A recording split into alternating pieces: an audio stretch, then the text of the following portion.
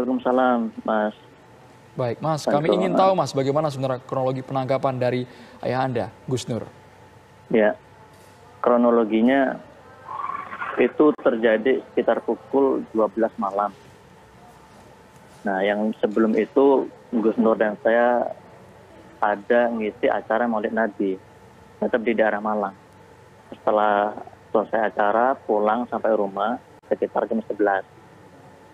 Istirahat sebentar, bincang-bincang, baru jam 12 itu langsung datang beberapa mobil, sekitar 4 atau 5 mobil gitu lah, parkir di depan rumah.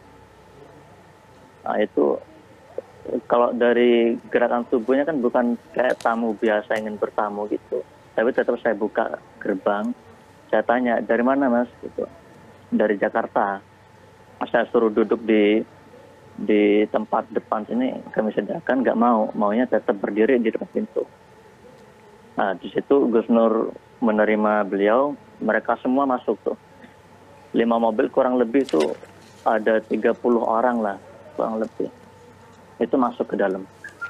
Duduk di ruang tamu dan nggak ada dialog, nggak ada perbincangan tentang mereka kesini dalam rangka apa, untuk menindaklanjuti dalam kasus apa, nggak ada. Itu mereka langsung masuk, duduk, ngasih surat tentang penggeledahan dan penahanan langsung, keputusan penahanan. Nah, di situ habis saya Gus Nur ingin nelpon lawyernya yang di Surabaya, namanya Pak Andri. Diambil handphone, dikasihlah ke Gus Nur, ke Abi. Nah di situ Abi baru mau mencet tombol nomor handphonenya Pak Andri itu aja, udah ada satu petugas yang bilang ke petugas yang lain, handphonenya ambil aja, jangan ada telepon ke siapa-siapa. Di situ langsung diambil handphonenya, dua-duanya. Yang iPhone sama yang Samsung langsung diambil dua-duanya. Dan di situ ada beberapa petugas langsung masuk ke ruang tengah, langsung masuk ke dapur, tanpa pamit, tanpa ada basa-basi.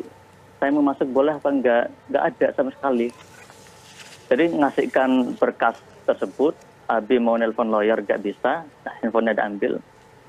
Mereka langsung masuk ke ruang tengah, buka korden, masuk ke dapur. Nah, di situ langsung di ruang tengah kan ada studio untuk podcast sendiri dari Munja Channel. Di situ ada petugas yang langsung duduk di kursi tempat laptop. Laptopnya waktu itu masih hidup kan. Langsung dotak-atik itu laptop. Langsung minta akun Munja Channel, emailnya apa, sandinya apa. Mas Mujiyat, artinya ini sempat ada penolakan dari ayah dan juga keluarga ini, terutama Mas Mujiyat sendiri, begitu? Kalau penolakan enggak, cuman kaget aja. Jam 12 malam, 5 mobil, kurang lebih 30 orang, kayak geruduk teroris narkoba, ngebom, apa lah gitu. Kan nggak wajar, jam segitu 5 mobil, 30 orang lebih lah, kurang lebih itu.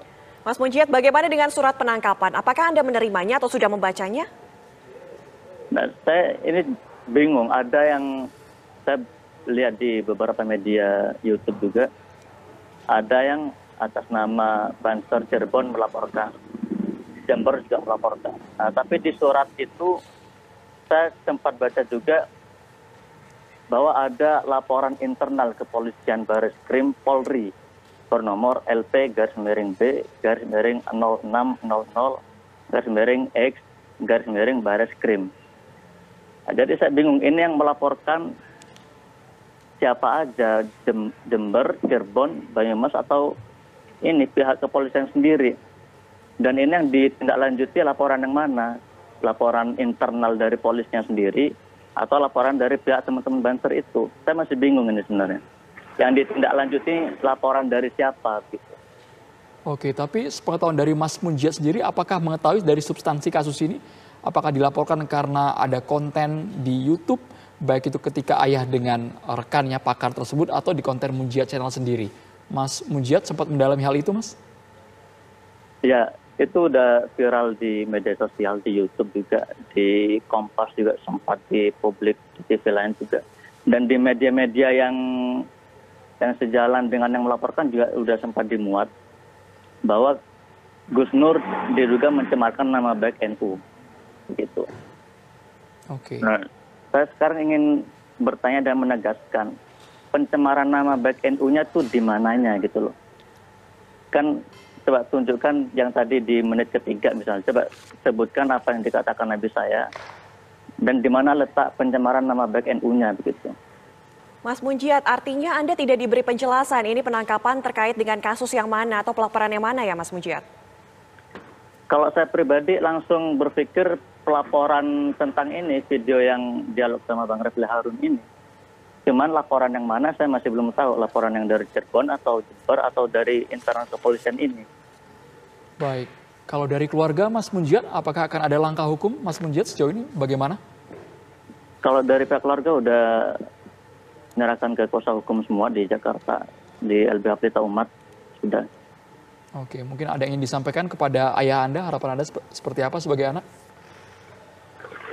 Ya, saya sebagai anak terus berdoa dan memberikan semangat